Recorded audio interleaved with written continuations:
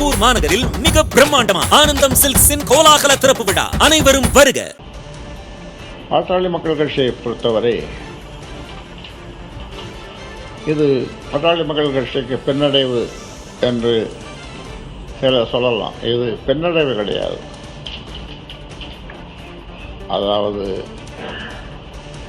ஒரு பயிரிட்டால் அதில் களை முளைக்கத்தான் செய்யும். அதனால் களை முளைக்குமே என்று யாரும் பயிரிடாமல் இருப்பதில்லை. அந்த மாதிரி களையை நீக்கிவிட்டோம். வளர்ச்சிக்கு புத்தகமாக இருந்த அவரை இந்த கட்சியிலிருந்து நீக்கிவிட்டோம். அதனால் ஆனால் இந்த நேரத்தில் சொல்லுகிறேன், அவரோடு இருக்கின்ற அந்த பிள்ளைகள் அல்ல நபர்கள் அவருக்கு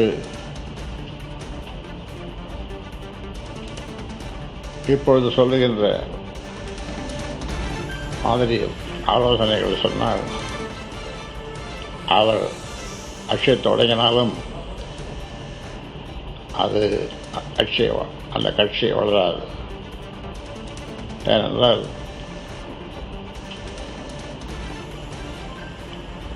இதனை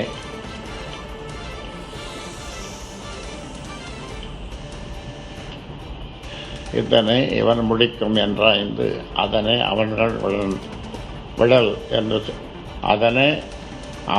விடல் என்று திருவள்ளுவர் சொல்லியிருக்கிறார். எனக்கு அது முழுசும் தவறில்லாமல் சொல்ல முடியவில்லை. அந்த வகையில்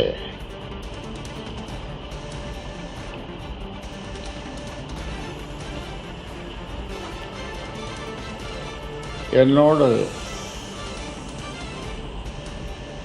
40 முறை பேசியிருக்கிறார். பேசினேன் என்று சொல்லணும், அது ஒரு பொய். பேசுவதெல்லாம் பொய், உண்மை கிடையாது. பேசுவதெல்லாம் பொய். பொதுவாக அரசியல் வட்டாரத்திலே சொல்லுவார்கள், அரசியல் அரங்கிலே அல்லது மேடைகளிலே சொல்லுவார்கள். என்ன சொல்லுவார்கள்? ஆண்ட பொழுது ஒருத்தர் சொல்லுவார், அதற்கு பதிலாக இன்னொரு கட்சிக்காரர் ஆகாச பொழுது என்பார்கள். இன்னொரு கட்சிக்காரர் பவானி ஜமக்காலத்தில் வடிகட்டிய பொய் என்று சொல்லுவார். ஆனால் அன்புமணி பொய்யோ இது எதிலுமே அடங்காது. அன்புமணி பொய் தான், அதற்கு அந்த பெயர் தான் வைக்க முடியும். ஆக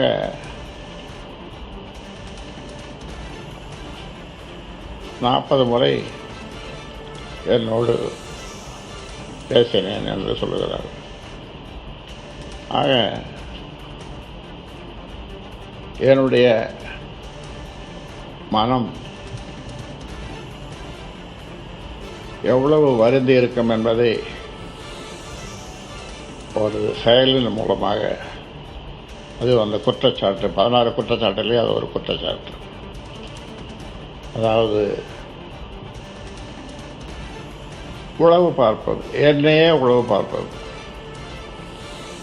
இங்கே பக் வைத்தார்கள், அந்த சோஃபாவில் பக் வைத்தார்கள். காவல்துறைக்கும் சைபர் கிரைம் அந்த துறைக்கும்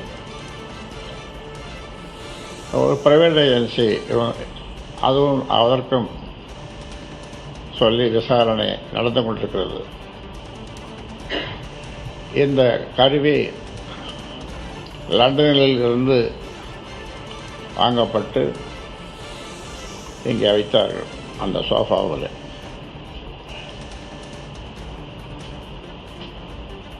ஆக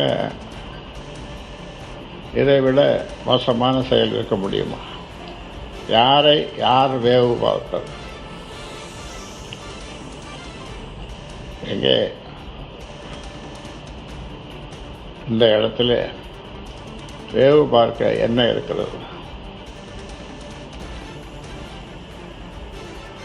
அதுவும் மற்றவர்கள் வேறு பார்க்கலாம்.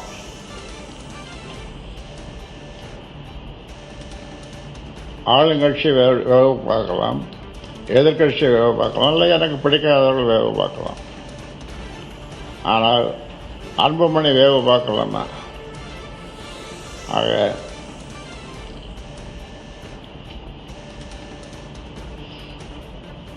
16 குற்றச்சாட்டுகளிலே அது ஒரு மிகப்பெரிய என் மனசு வருந்திய குற்றச்சாட்டு. பல முறை நான்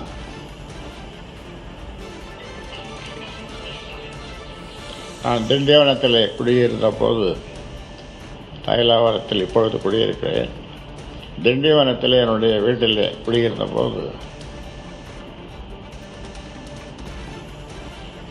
கட்சியினர் ஆர்வ மிகுதியாலே இந்தியாவின் இரும்பு மனிதர்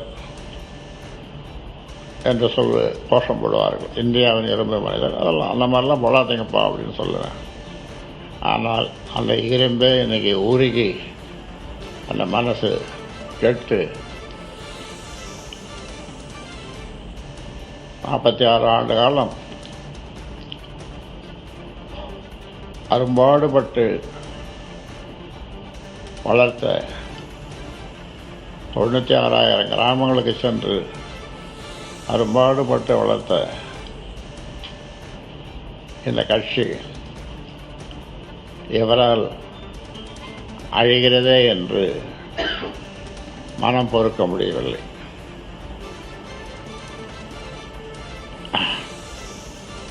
அதனாலே தான் இந்த முடிவு எடுக்க வேண்டியுள்ளது.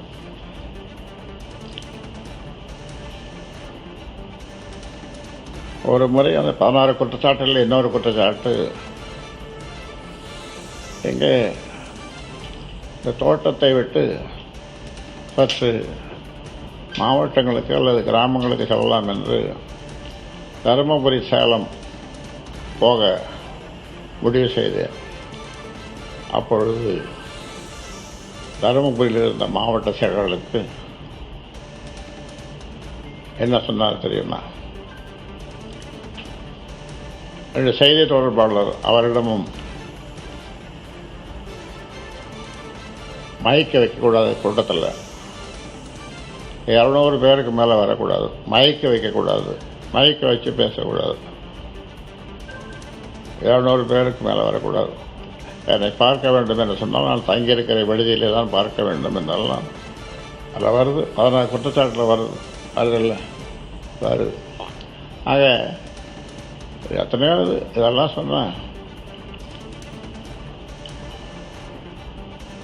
மேலும் என்னுடைய மனசு அந்த இரும்பு ஊருகி, இந்தியாவின் இரும்பு மனிதர் என்று சொல்வார்களே, அதெல்லாம் இப்போ உருகி போயிருக்குது. ஆனாலும் என் உயிர் மூச்சுள்ள வரை இந்த மக்களுக்கு, ஊமை ஜனங்களுக்கு போல் ஒன்றையாவது நடந்து நான் தொடர்ந்து பாடுபடுவேன் என்று நான் உறுதியளிக்கிறேன். ஏற்கனவே பல முறை இப்படி சொல்லியிருக்கிறேன்.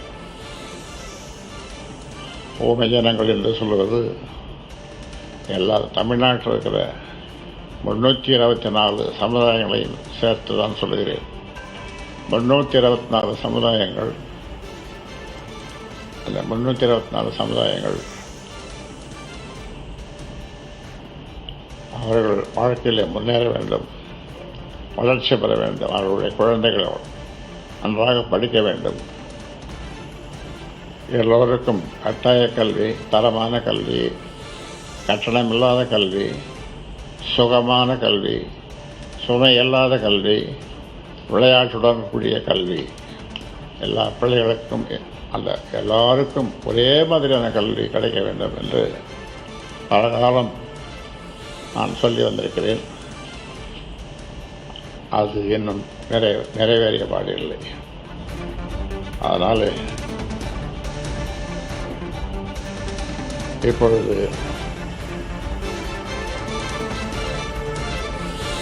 இந்த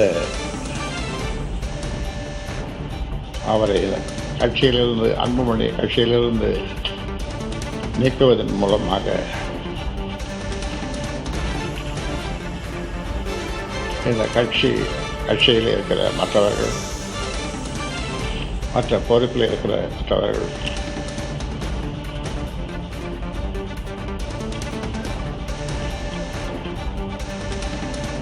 மேலும்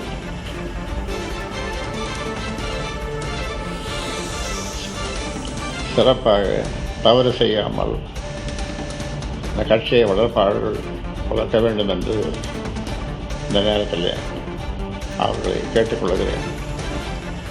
என்னுடைய கட்சியினருடைய விருப்பமும் இதுதான். ஒரு பக்கம் நல்ல சங்கீதம் எல்லோரும் கேட்டு ரசித்துக் கொண்டிருக்கிறார்கள். ஒரு மூலையில் உட்கார்ந்து தனியாக ஆவர்த்தனம் ஒரு ஆள் பண்ணுறார். அது ரசிக்க முடியாத ஆவர்த்தனம். அதை மியூசிக் பாணியிலே சொல்ல வேண்டும் என்று சொன்னால், பாட்டாளி மக்கள் கட்சியில் இதெல்லாம் நடக்கக்கூடாது. ஏதோ ஒரு வித்தியாசமான கட்சி. அந்த வித்தியாசங்களை எல்லாம் இப்பொழுது சொல்வதற்கு தேவையில்லை. இது நாம் மற்ற கட்சிகளை பற்றி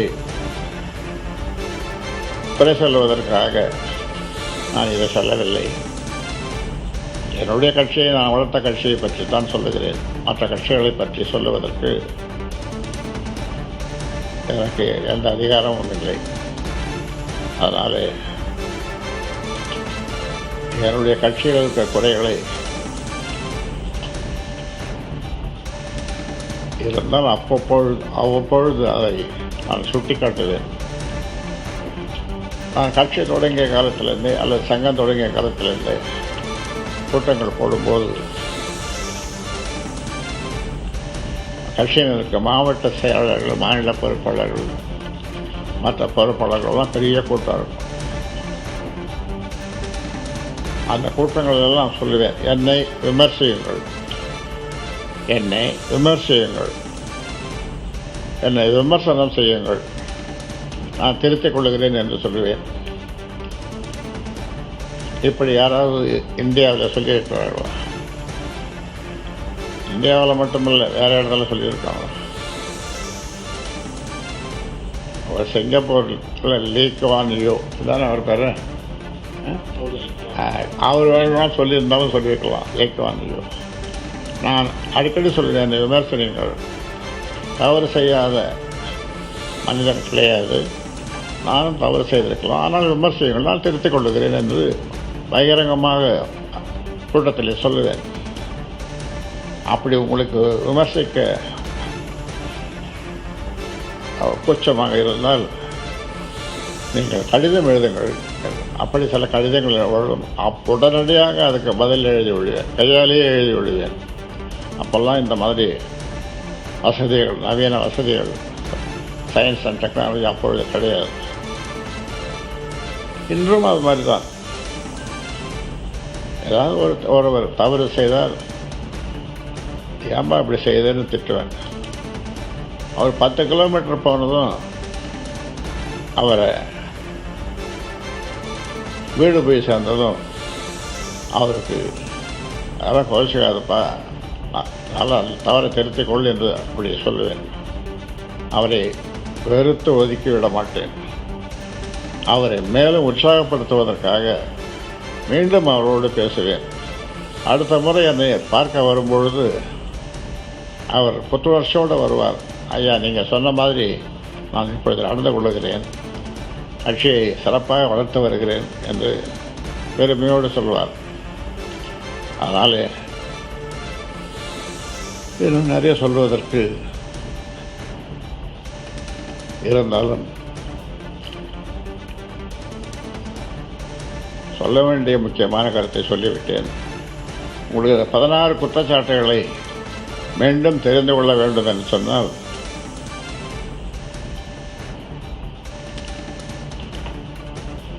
நம்முடைய பொதுச் செயலாளர், எங்கள் கட்சியினுடைய பொதுச் செயலாளர் முரளி சங்கர் அவர்கள், அவர்களை படிக்க சொல்லுகிறேன். படிக்க சொல்லட்டுமா? தெரியுமா? காப்பியே கொடுத்துட்றேன். அதனால் படிக்கிறதுக்கு நேரமாகும். அது ஒரு காப்பியை நீங்கள் ஒரு 10 காப்பி இருக்குன்னு நினைக்கிறேன். 10 படிகள் 10 படிகள் நீங்கள் வாங்கி நீங்கள் பரிமாறிக்கொள்ளுங்கள் மற்றவர்கள். திருப்பூர் மாநகரில் மிக பிரம்மாண்டமா ஆனந்தம் சில்க்ஸின் கோலாகல திறப்பு விழா. அனைவரும் வருக.